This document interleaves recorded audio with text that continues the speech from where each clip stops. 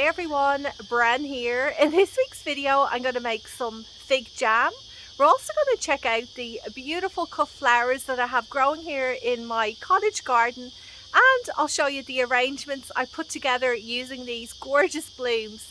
But first I want to go through some of the cold hardy edible crops that I'm sowing this week in February here in New South Wales, Australia. So please just sit back, relax for a few minutes and let's get into it now. In this basket I've got a bunch of seed packets which are cool crops that I'm going to make a start on sowing this week. There are a few other different edibles that I want to grow that are not in this selection. I need to try and find those seed packets, and if not I'll just have to buy some more.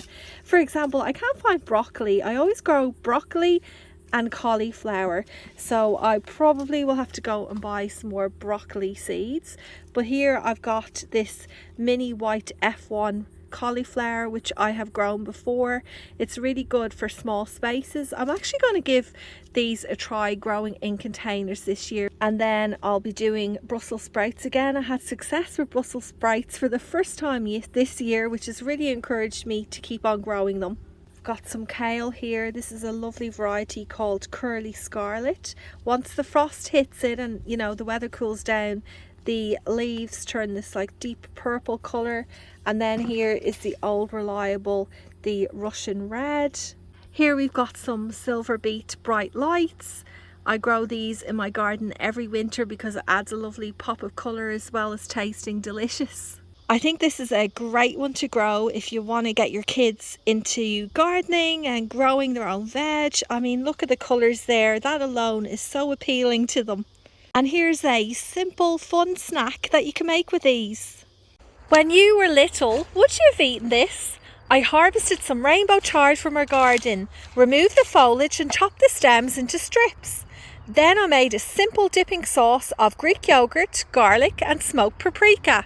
And hummus works well too as a dipping sauce. There's celery, and then this one here which is an Italian variety of cauliflower. And you know what I just realised looking through that little basket? I don't have any cabbage, so I need to find my cabbage seeds, otherwise I'll be purchasing some more of them along with the broccoli. Lettuce. I will direct sow some of these seeds into a pot as well as sowing them into punnets to transplant later. And this one here is just a mixed salad green pack. And here I've got a bunch of root vegetables which I'm going to be direct sowing into the ground or into pots. I'll probably hold off sowing these for another couple of weeks because it's still quite hot out. So we've got carrots, watermelon radish and beetroot. Now with the beetroot, as well as direct sowing them in the ground, I will put some into a punnet, grow on those seedlings and transplant them out into the garden a bit later. I do find that those vegetables, those beetroot that I have transplanted aren't as big and abundant as the ones that I direct sow, but it still works for me. It's so worth the effort to get sowing now so that you can harvest these during winter or early spring. Here's a short video I made a couple of years ago where I did pick some food that I grew and made a yummy little garden salad.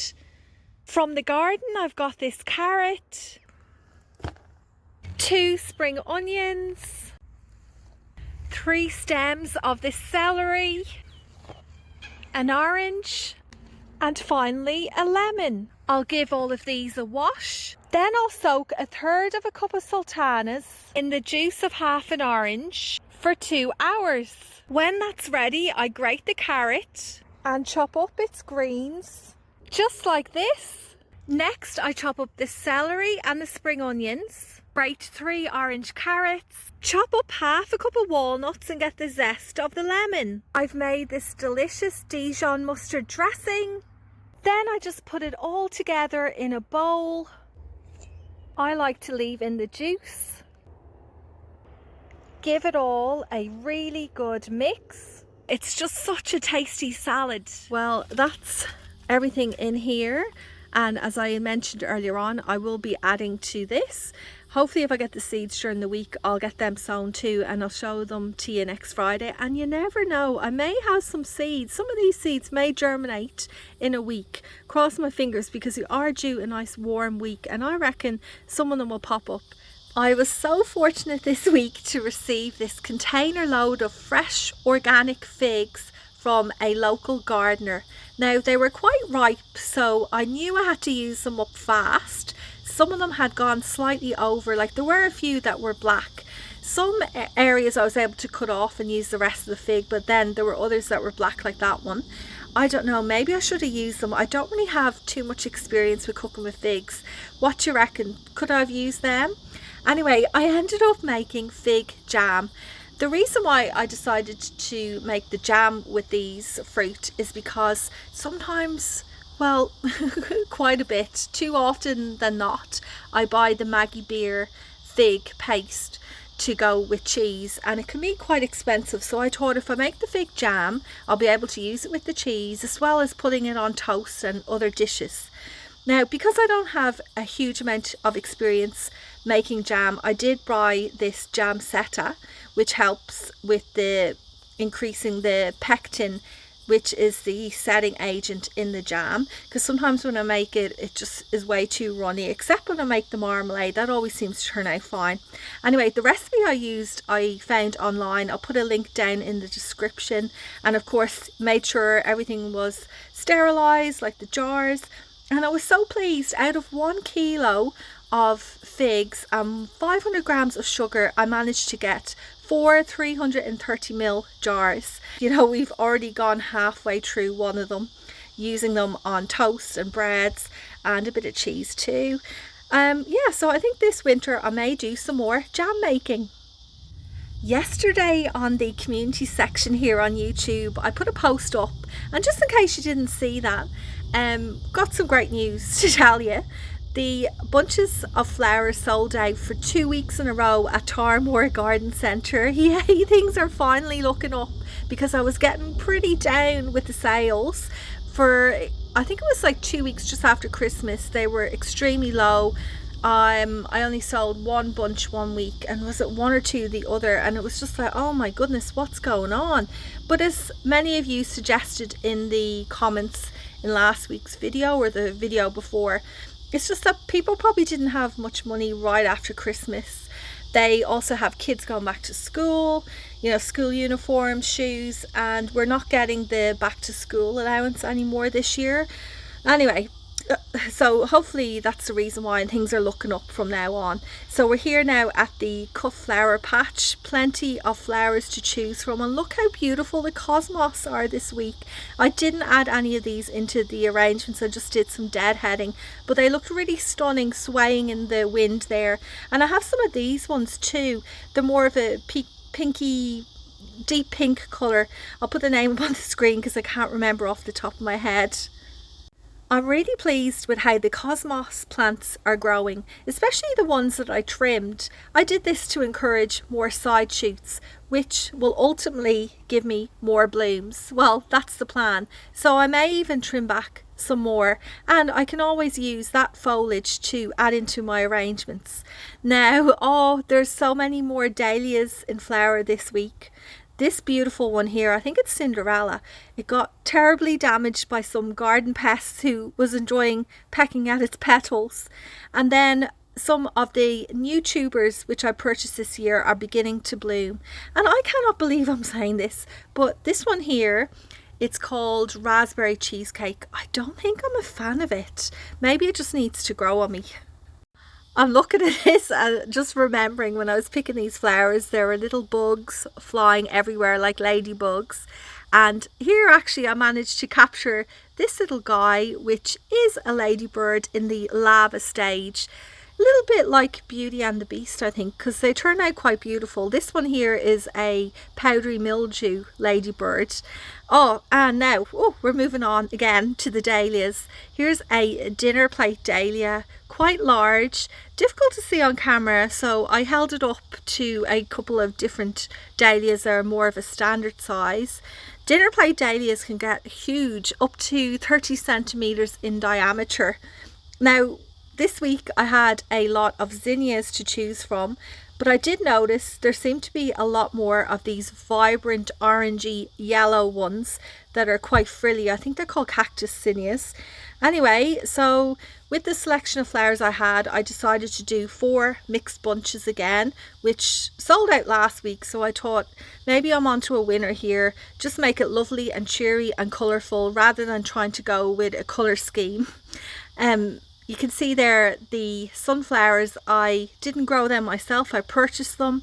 I also purchased some other little things, I'll put them up on the screen. Oh yeah, the celosia, which you will see in a minute. They're the red flowers that look a bit like a brain. Well, that's how some people describe them. Down the back of the garden I have a patch of sea holly. Now that area is super overgrown because I don't really go down there at the moment because of the renovations, but I was able to harvest a number of these stems. You can see this flower here, it has a lovely structure. They are a little bit spiky, so you have to be careful when you handle them. And I did think in the past, should I add them into arrangements or not? I don't want anyone to get poked by them when they're putting their bouquet into their vase at home, but I did add them because I think they're quite pretty and they're long lasting, and also they can be used as a dry flower too. Thanks so much for all your advice last week in the comment section regarding my small business Bren's Blooms. I really want to take that on board and maybe try a few new things next year, like possibly doing a market and having the arrangements a bit smaller at a reduced price point. Like here I just played around with some bunches, making smaller arrangements, smaller bouquets, and I'm thinking, well, I need to figure out like the price per stem and make sure this is, you know, reasonable for the customer and for myself. But what do you think about these? I'm thinking maybe I could do smaller bunches for $20, sell them at local markets, and possibly even do a subscription service. Oh my goodness, I completely forgot about these. I was just walking past this area and my eye got a glimpse of some seedlings I bought about a week ago that I forgot about. Oh, and you know what, they're not cheap either, so I really should have, you know, taken care of these, but they'll be fine. They'll rehydrate overnight. What I'm going to do is move them into the shade, place the whole thing, submerge the whole thing in a bucket of water, and the next day they'll be rehydrated and back to a full healthy life. But oh, how could I forget them? These are some Snapdragon's tall mix I saw in, I think it was in Bunnings I bought these, and I grabbed a few punnets. And look at this, I've still got some in here that I must have put it into the bucket when I was at the garden centre or Bunnings, and yeah, those ones seem a bit better. I guess they have been in more of shade with the bucket blocking out some of the sunlight. Yeah, so I need to get them planted out in the garden. And then I forgot I bought these ones too, leeks, which I could sow seeds now for leeks, but I guess since I bought a punnet of them, I don't even remember buying them. How bad's that? Oh, I'm glad I found them. I'll put these in the ground too and see how they go. I've just come into the shade to say goodbye to you and there's so much life all around me, little bugs and creatures, and something has just caught my eye. Let me show you. Like, what are these things? They're so bright. Are they some kind of aphid or something? I have to zoom in and have a better look. I don't think I've ever seen them before. What are they? Are they good guys or ones that are not so welcome in the garden? Right, so after doing a bit of investigation, these apparently are milkweed aphids. Unlike the other aphids, they're not great to have in the garden because they sap the life, or suck the life, or the sap. What am I saying? You can tell I'm getting tired. Anyway, they suck the sap out of plants, which can really damage their growth and in some cases even cause them to die off. So I think I'm gonna have to get rid of them, unfortunately. But you know what, they can wait there a little bit longer because I need to get inside and have a drink. It is boiling hot, and this isn't even the beginning of it because tomorrow it's going to be, I think, like 36 or 37 degrees. So I'll either tonight or tomorrow morning make sure I give all the plants a decent water to help them as much as possible get through tomorrow. We'll see. But I think actually during the week we're supposed to get a storm, so that may be a bit of a relief too. I don't know, we'll see what happens. Anyway, thank you so much for watching, everyone. I hope you have a great week, and I'll see you again next Friday.